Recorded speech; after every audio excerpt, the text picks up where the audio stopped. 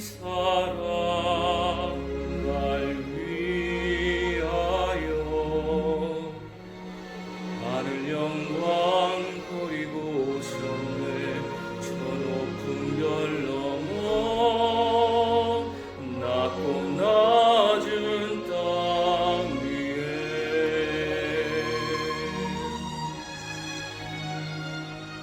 갈보리 언덕 십자가 지시고 물과 피를 흘려 죽으신 주 나에게 생명의 길 보이셨네. 저 하늘 높이 올라가 내 사랑하는 주 만날 수 있을까. 저 바다 끝에 달려가 내 사랑 내 주님을 배울 수 있을까.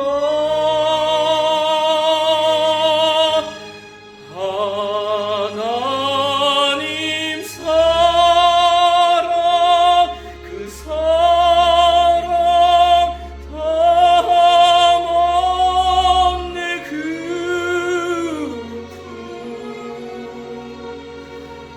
내 마음 모두 드리리. 나는 주의 것 주님 내 구주니 아무것 부족함 없겠네. 나 주 안에 살고 주님은 내 안에서 살리.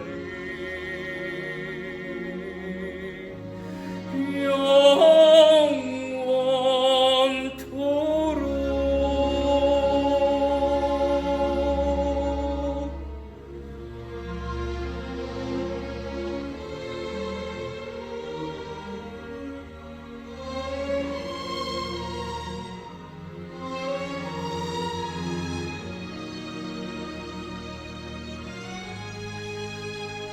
저 하늘 높이 올라가 내 사랑하는 주 만날 수 있을까.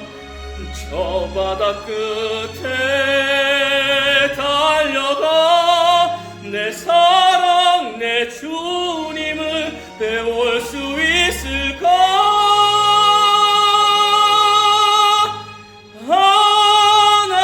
하나님 사랑 그 사랑 담없네 그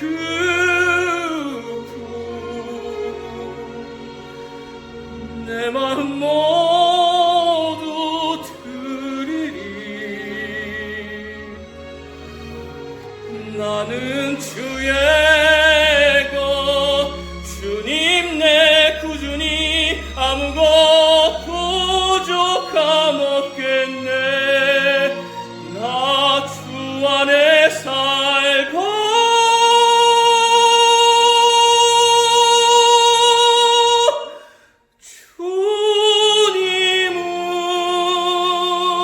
주님은 내 안에서 살리.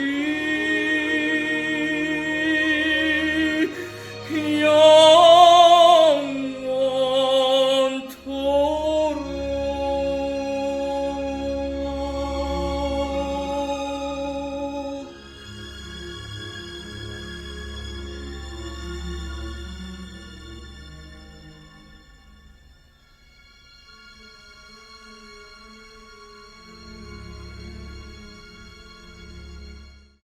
오늘 우리에게 주시는 하나님의 말씀은 신약성경 베드로전서 1장 1절과 2절입니다. 예수 그리스도의 사도 베드로는 본도, 갈라디아, 갑바도기아, 아시아와 비두니아에 흩어진 나그네, 곧 하나님 아버지의 미리 아심을 따라 성령이 거룩하게 하심으로 순종함과 예수 그리스도의 피 뿌림을 얻기 위하여 택하심을 받은 자들에게 편지하노니 은혜와 평강이 너희에게 더욱 많을지어다. 아멘. 예수님의 승천 이후 스데반 집사의 순교 이후에 예루살렘 교회에 큰 박해가 있었습니다. 그 박해의 결과는 여러 나라, 여러 지역에 흩어진 나그네들로 인한 교회가 세워지는 모습이었습니다. 하지만 더 큰 환난이 임하였습니다. 예수님을 주와 그리스도로 믿고 고백한다는 이유 하나만으로 그들은 그들의 안전했던 현 거주를 떠나서 소아시아 5개의 지역으로 흩어져 살게 되었습니다. 성경은 그들을 흩어진 나그네라고 불렀습니다. 지금의 소아시아 곧 터키 땅 5개의 지역에 흩어진 그들의 생활상을 히브리서 11장 35절에서 38절은 다음과 같이 소개해 주었습니다.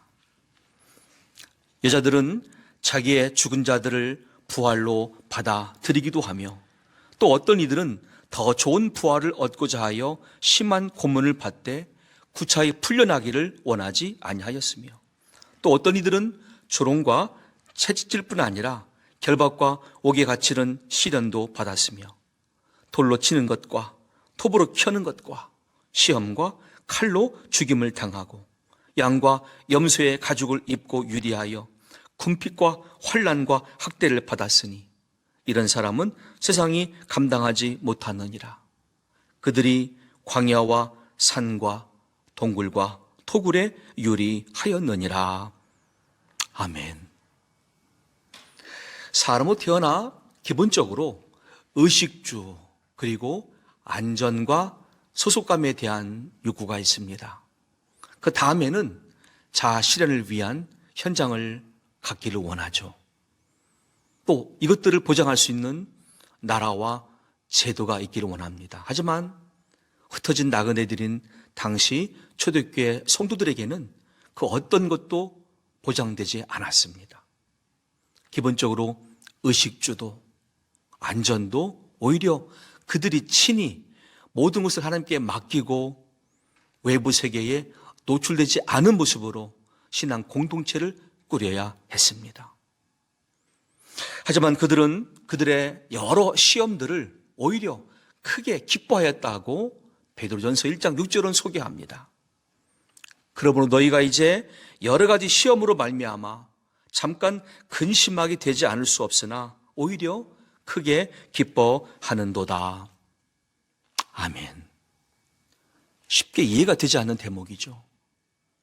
남한테 구속당하기 싫고 자유를 보장받기를 원하는 우리 시대의 사람들에게는 당시 그들의 신앙생활이 쉽게 이해되지 않는 부분입니다.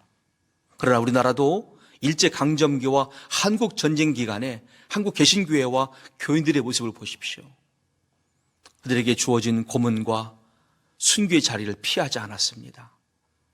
하나님을 찬양하며 말씀을 의지하고 기도로 주님나라를 향했던 믿음의 선배들이 있었습니다. 오늘 초대교회에 흩어진 나그네들인 그들의 모습을 바라보면서 우리가 어떻게 그들이 여러 가지 시험을 오히려 크게 기뻐하였는가? 크게 두 가지로 신앙생활의 원리를 발견할 수 있습니다. 첫째는 본문 말씀 2절에 있는 곧 하나님 아버지의 미리 아심을 따라 성령이 거룩하게 하심으로 순종함과 예수 그리스도의 피 뿌림을 얻기 위하여 택하심을 받은 자들에게 편지하노니 은혜와 평강이 너희에게 더욱 많을지어다. 아멘. 그들은 비록 흩어져 살고 있었지만 그들의 자리에 임하신 하나님의 은혜와 평강을 더욱 충만히 경험하고 있었습니다. 은혜는 받을 자격이 없는 사람에게 주시는 하나님의 선물이라는 뜻이죠. 하나님, 우리 같은 죄인들에게 하나님의 구원을 선물로 주시니 감사합니다. 예수님을 우리 모두에게 그리스도로 또 주님으로 허락하시니 감사합니다. 우리에게 성령으로 기름 부으시고 인쳐 주셔서 주 예수님 오시는 그날까지 믿음 안에 거하게 하시니 감사합니다. 그들은 그런 믿음으로 시간과 싸워 승리하였으며 현실의 문제와 앞으로의 불확실함을 극복할 수가 있었습니다.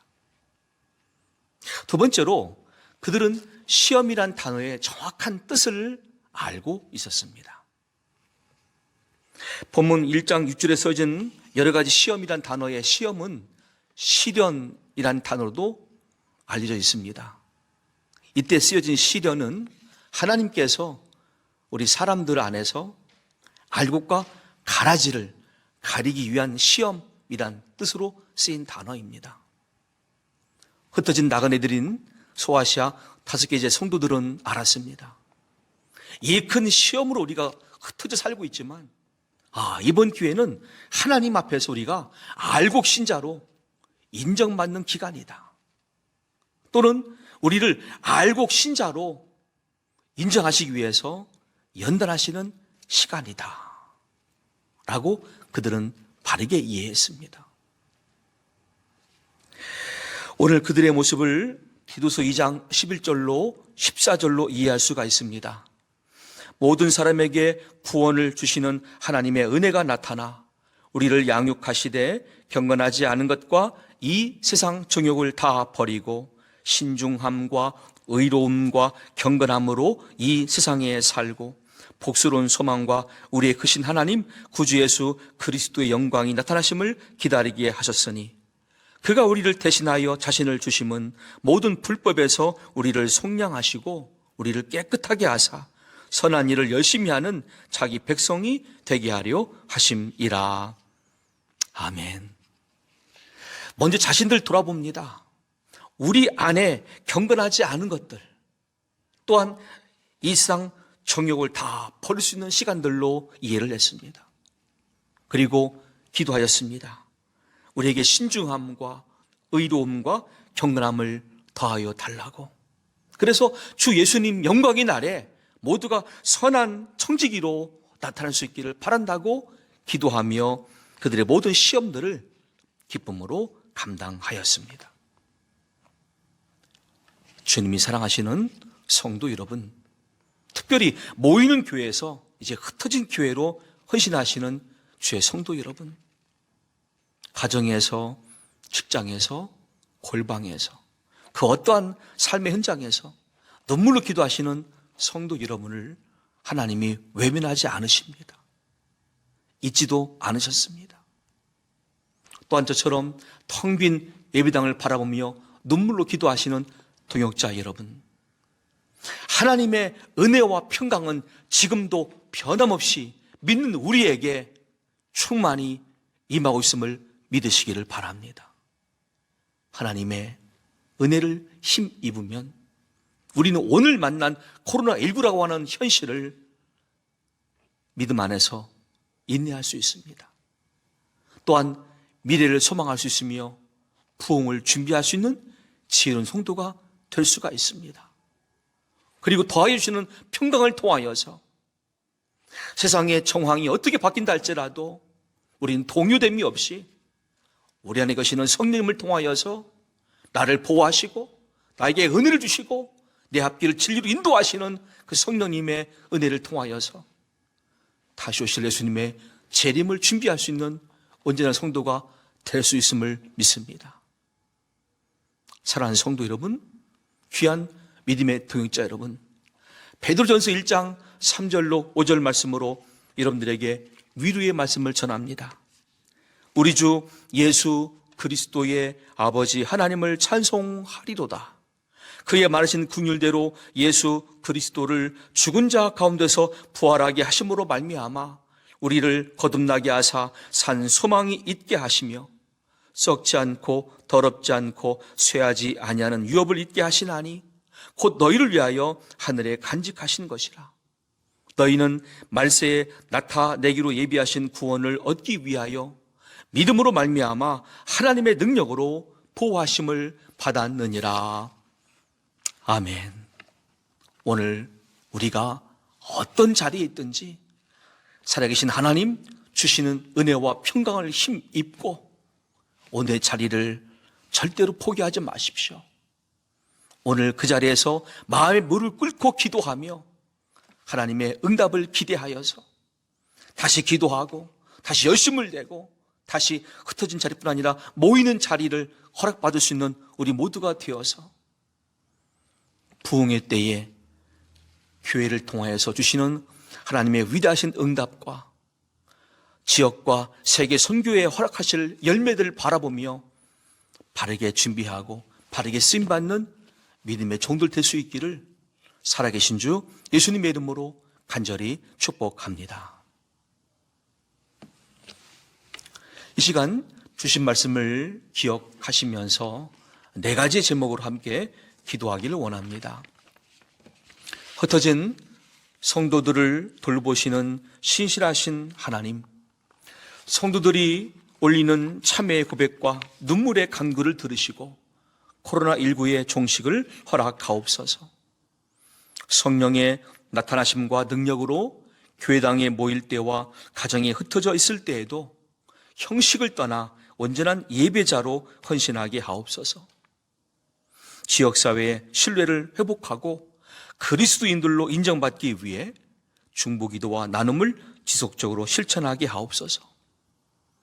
코로나19가 종식된 이후 교회의 본질인 세계 선교와 지역 전도를 위해 더 뜨겁게 헌신할 열심을 주옵소서.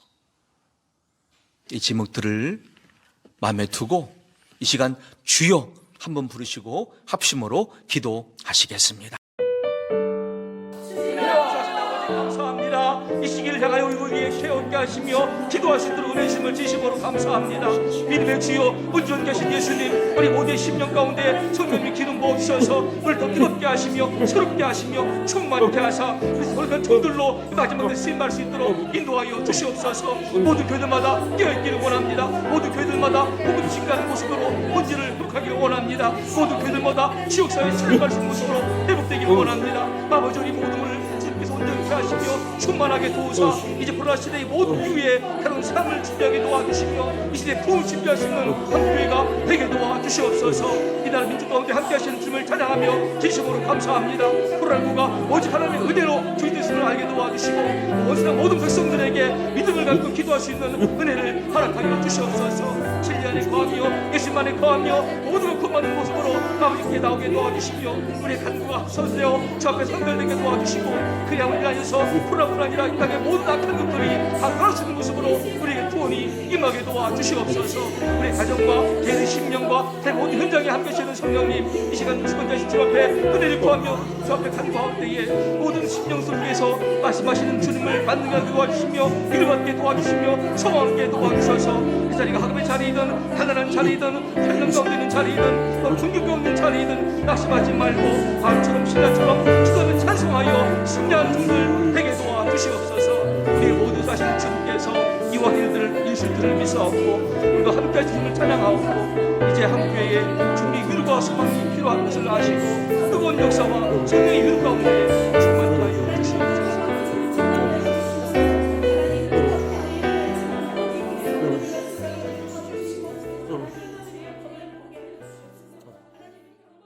창조와 역사의 주권자이신 아버지 하나님, 통회와 자복의 마음으로 아버지께 엎드린 우리를 불쌍히 여겨 주시옵소서.